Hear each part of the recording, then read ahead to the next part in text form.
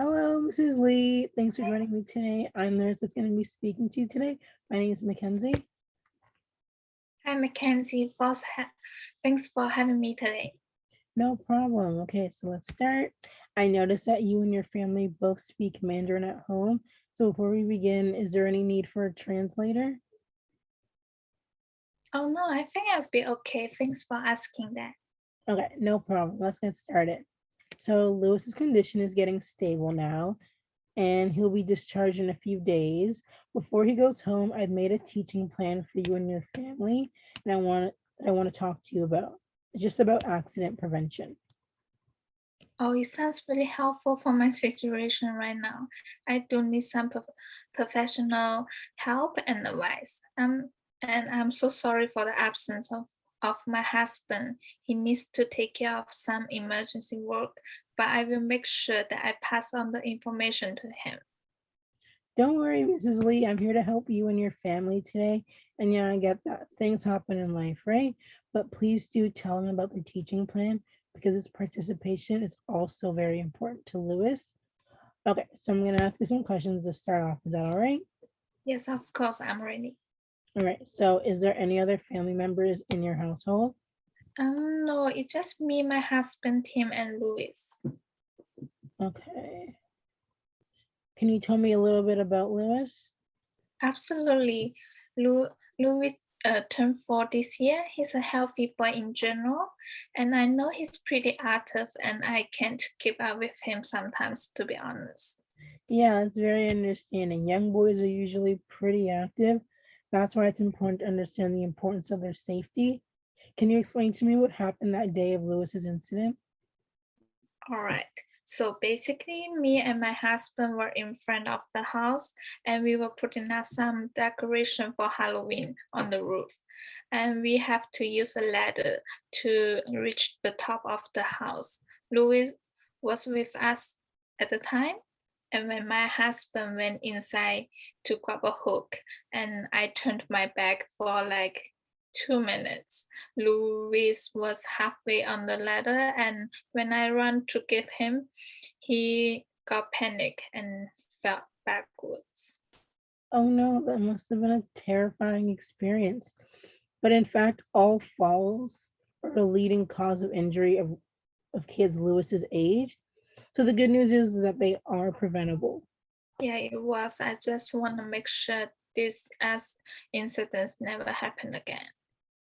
Yeah, so it's important to start off by explaining to Lewis that what he did was very dangerous and it scared both you and his father. Try to speak with him on an emotional level. Our children would never want to scare us nor hurt us. Mhm. So my teaching plan includes educating the most important aspects. Yeah, Louis is our first child.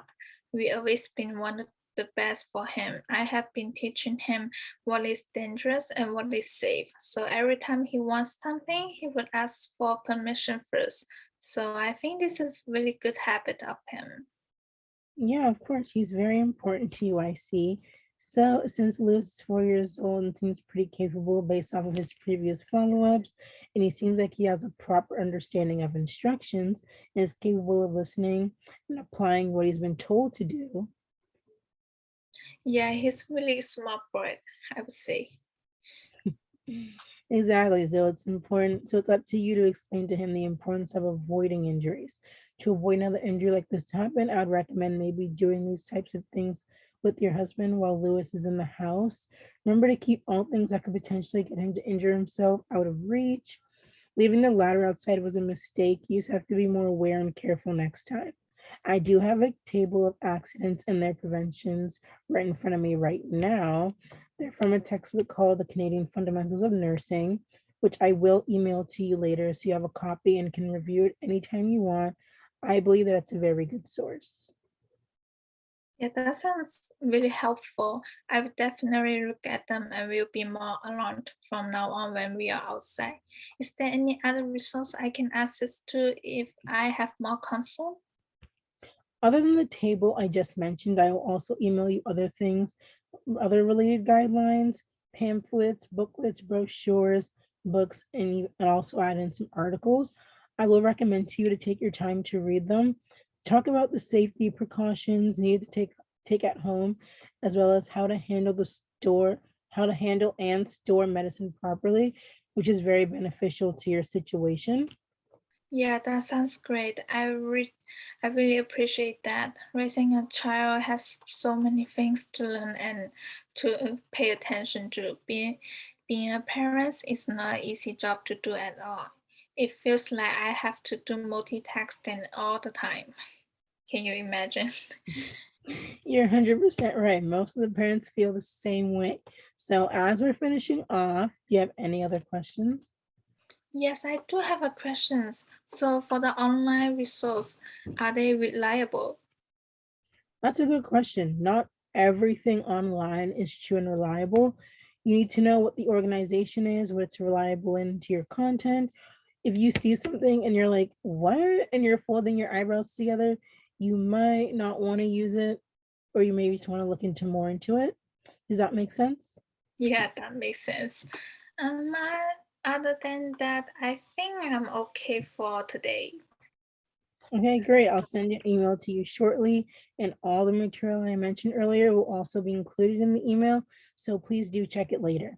Yes, I will. Thank you so much for your help and your time. No problem at all. Hope you have a great day and take care. Yeah, thank you. You too, and goodbye. Bye.